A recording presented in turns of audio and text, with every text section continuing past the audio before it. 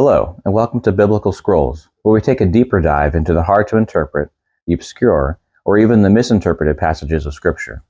We will also look at apocryphal and pseudepigraphal texts and other historical manuscripts. We'll be using a variety of sources, so if you're committed to just one version of the Bible, this channel may not be for you. Now let's dig into today's passage.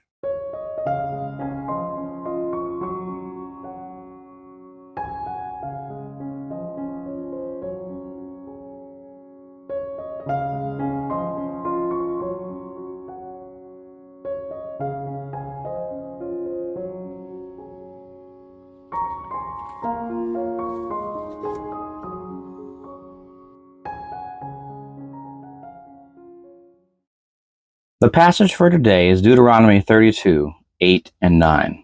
We'll read that in the ESV. Verse 8, it says, "When the Most High gave to the nations their inheritance, when he divided mankind, he fixed the borders of the peoples, according to the number of the sons of God." So this is a reference back to the Babel event in Genesis 11.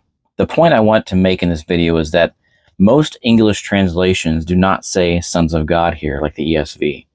Instead, they're translated sons of Israel. The New King James, the NIV, the New American Standard, the Holman Christian Standard Bible all get it wrong and translate it sons of Israel. The New Living Translation comes close when they translate according to the number of his heavenly court, but the ESV and the RSV, the Revised Standard, are the only two that I have at least that get this right. So why is this important? Well, at the time of the Babel event, Israel didn't exist yet. The older based texts that we have been around for a while will have sons of Israel, because that is what the Hebrew Masoretic text has. But what the ESV translators did was go with the Dead Sea Scrolls, which is the oldest manuscript on this passage known to exist. So how do we go from B'nai Elohim, which is sons of God, to B'nai Israel? We don't know when this happened, but at some point a scribe edited this text. So what this is supposed to imply is that when El Elyon, the Most High, disinherited the nations at Babel, he chose Israel as his portion, but gave the other nations up under the control of lesser Elohim. We know this because we see him judging these lesser Elohim in Psalm 82, doing a poor job in their assigned tasks. You can check out my video on Psalm 82 after this if you haven't seen it yet. It's called God's Divine Counsel. Finally, I want you to notice a parallel passage to this in Deuteronomy 32. Back in Deuteronomy chapter 4, verses 19 through 20, a warning to the people of Israel. It says, "And beware lest you raise your eyes to heaven, and when you see the sun and the moon and the stars, all the host of heaven, you'll be drawn away and bow down to them and serve them.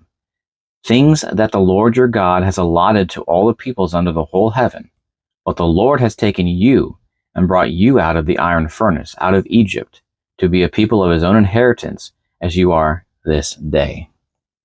So this warning to be drawn away from astrological signs by other nation gods or lesser Elohim, you know the story. They were drawn away from Yahweh several times, worshiped foreign gods. This passage parallels with Deuteronomy 32. As well as Psalm 82 and Psalm 89. But you can read all that and study it for yourself if you wish to go deeper into this topic of what these other Elohim are like and what he's referring to when he says sons of God. I hope you enjoyed this video and maybe even learned something. Please subscribe and give a thumbs up. The topics on this channel are difficult and sometimes there's a difference of opinions, but that's okay. Be blessed, be encouraged, and I'll see you in the next video.